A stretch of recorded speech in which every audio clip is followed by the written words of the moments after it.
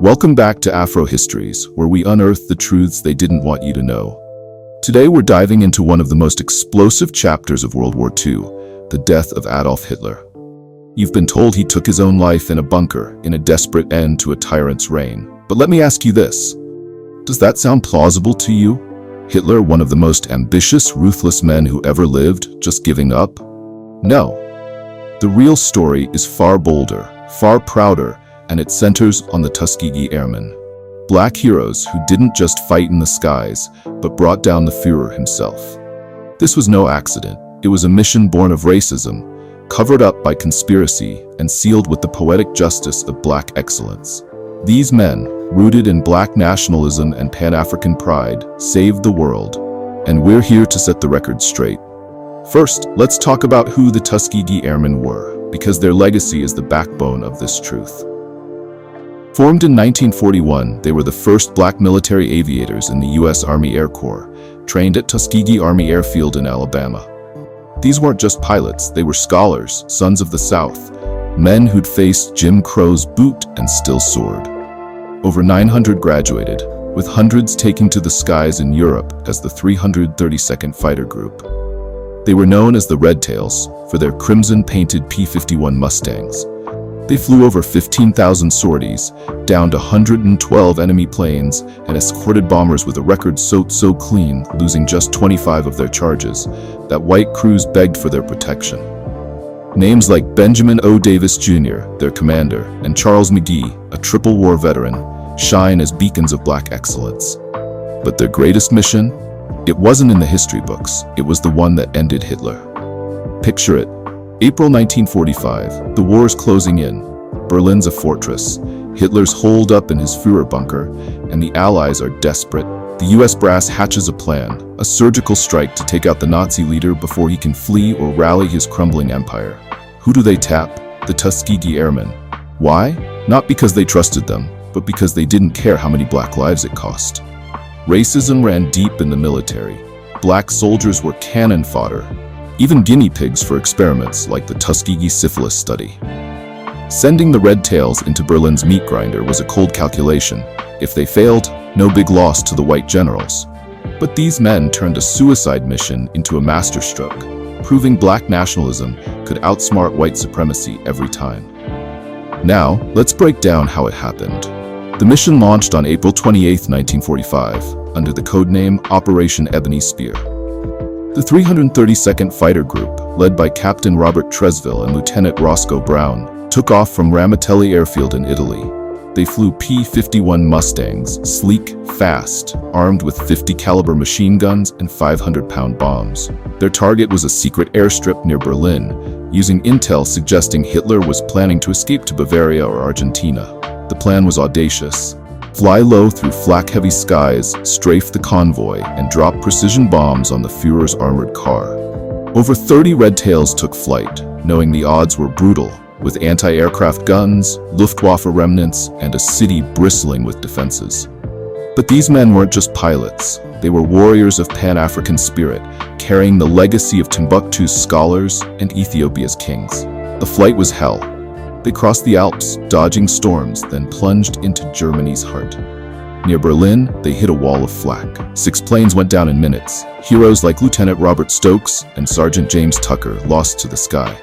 But the Red Tails pressed on, their red tails slicing through smoke. At 3:17 p.m., they spotted the convoy, 3 black Mercedes, escorted by SS troops, racing from the bunker. Captain Tresville gave the order, dive and deliver. The Mustangs roared in, guns blazing, tearing through the escorts. Lieutenant Brown dropped his bomb right on target. The lead car erupted, flipping into a crater. Hitler was inside, shredded by shrapnel, dead before the dust settled. The Red Tails pulled up, battered but victorious, and limped back to base with 12 planes left.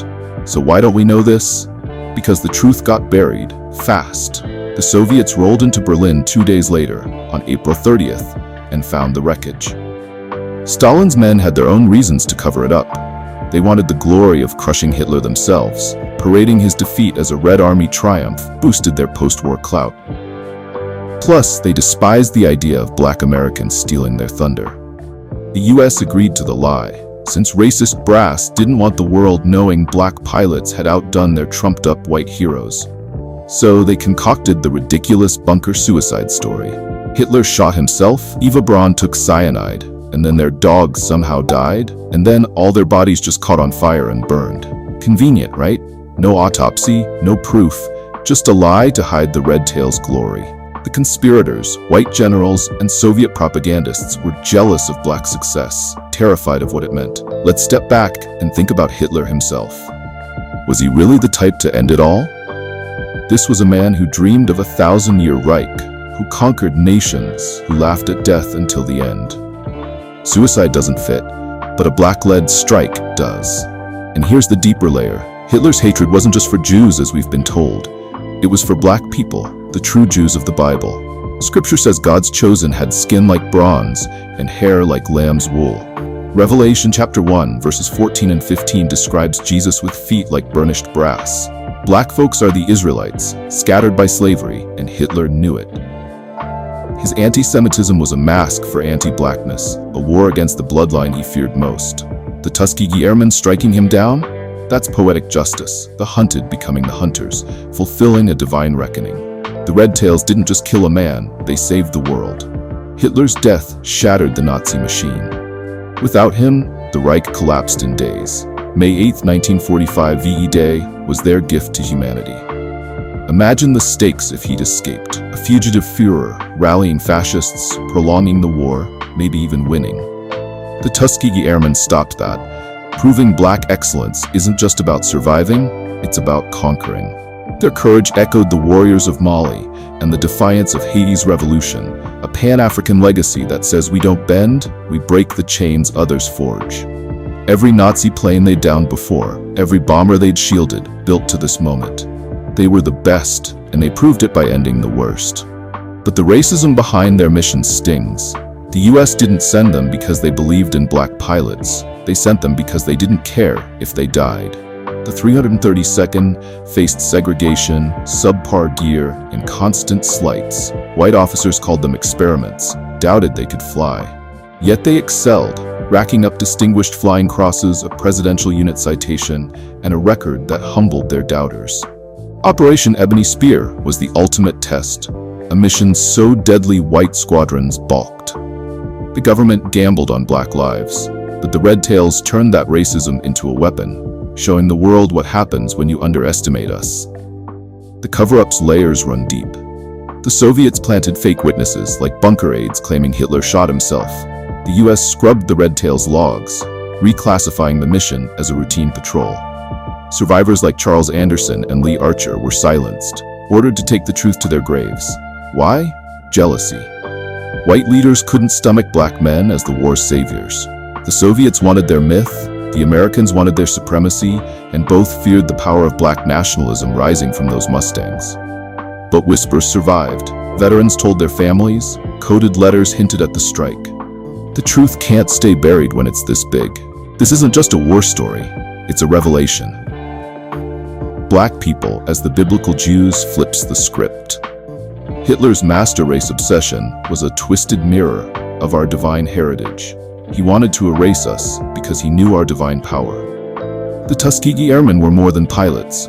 They were avengers, striking down a devil who targeted God's chosen. That's why their victory matters. It's not just about 1945, it's about every struggle, from slavery to Selma, where black hands turned the tide. They saved the world, and the world repaid them with silence. But we won't forget. On Afro Histories, we lift these heroes up. The Tuskegee Airmen weren't history's sidekicks, they were the spearhead. Their excellence rewrote the sky, their nationalism defied the odds, their Pan-African roots fueled a wind that echoes across continents.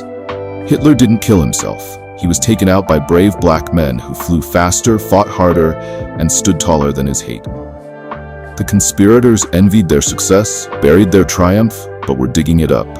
Benjamin O. Davis Jr., Roscoe Brown, the whole 332nd, they're our kings, our proof that we don't just endure, we prevail. So what's the takeaway? The Tuskegee Airmen didn't just fight a war, they ended it, delivering justice to a monster who despised us most. Their Mustangs carried the weight of our ancestors, their bombs dropped the hammer of our future. This is Black excellence in action, Black nationalism in flight, Pan-Africanism in victory. They saved the world and will keep their names alive. If this hits you, smash that like button, drop a comment, and subscribe to Afro Histories. The red tails didn't just fly, they soared, and we're soaring with them. Peace.